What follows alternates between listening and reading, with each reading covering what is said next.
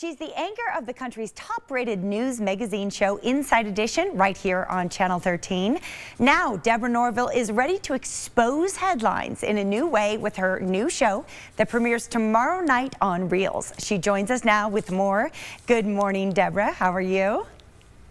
I'm great, JJ. Thank you so much for having me on. You're very welcome. Very exciting. You're the executive producer and the host of this new series.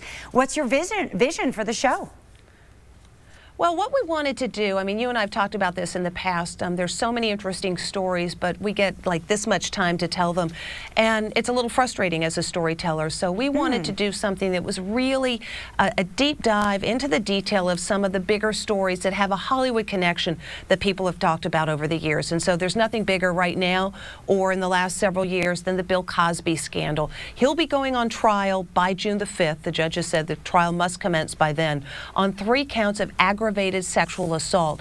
But the allegations against Bill Cosby, it turns out, run the entirety of his career. Unexposed, which airs tomorrow night on the Reelz channel, you'll hear from a woman who says in 1969 she was drugged and raped by Bill Cosby. It is a story that has been told in variations by almost 60 women in the years since then, and you're going to hear from some of those women. Oh my goodness. It must be fascinating for you as an interviewer too to talk one-on-one with these folks. You'll be covering a lot of Hollywood stories. You know, is it just a coincidence that there seem to be so many salacious stories coming out of Hollywood? I don't think so. I think Hollywood is really nothing more than sort of a microcosm of the rest of the country. The big difference is we know who those people are because they're famous, they're in movies, they're on television shows, but sexual abuse happens all over the country. Financial scandals happen to everyone. We're going to be doing a deep dive into the Bernie Madoff scandal. Kevin Bacon and his wife Kira Sedgwick lost $100 million, and they weren't even the biggest losers to Bernie Madoff. So there's a Hollywood connection to that story.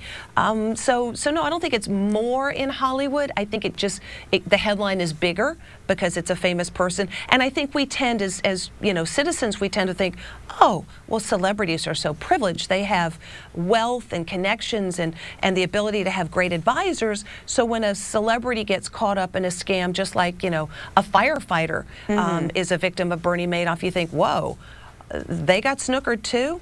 Yeah, they got snookered too.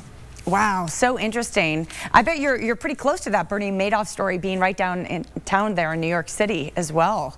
I mean, that really happened right there, huh?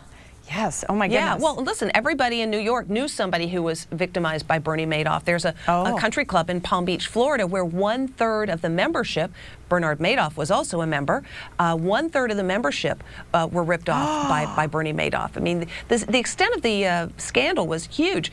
It was believed that $65 billion in assets had vanished with Bernie Madoff. $65 billion is what the people thought they had, because Bernie Madoff was making false statements saying, oh, you've got this much money.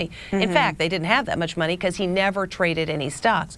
The actual dollar amount lost was $17.5 billion. That's how much money regular people invested, and it's mostly gone. But incredibly, $11.5 billion has come back. So the trustee, and we're talking to him on the show, has done an unbelievable job of tracking down money and basically shaking down some of these feeder funds that had been putting money with Madoff and not doing their due diligence about whether it was a smart place to invest or not, because the guy was a total scam. Wow, I tell you, that story just is endlessly fascinating. Something else fascinating, you have a lot of very fun and exciting posts on your Facebook page. Official Deborah Norville is a lot of fun to follow, and I want to thank you again, Deborah, for showing me how to cast on quickly. That was like one of the highlights of last year when you came and visited the station here. Just want to give a shout out to your worsted wool yarn. It has extremely high ratings on Joann.com. What's new in the world of knitting and crocheting? I think what's new in the world of knitting and crocheting is that it's actually cool to do. I think there was a time when people thought, oh, it's 90-year-old grandmothers who are knocking on heaven's door, and that couldn't be farther from the truth. We love the grandmas that knit, but there's a whole generation of men and women. I got a lot of gnarly guys that use my product. This one guy that I just love, he does a lot of design stuff, and we've worked together on some projects. He's got like tats all over. He's like so not what you think a knitter would be. Yeah, so no, I think that's the headline. The headline is, it ain't what you thought. That's right. It's cool to knit. It's coming back, Deborah. Thank you so much. Great to see you. Thank you. Bye. Again, Hollywood and the dark world of crime collide on the season premiere of Exposed with Deborah Norville. Catch it tomorrow night at 8 p.m. on the Reelz channel. For a preview, head to the website listed. And don't forget to catch Deborah on Inside Edition, weeknights at 7, right here on Channel 13.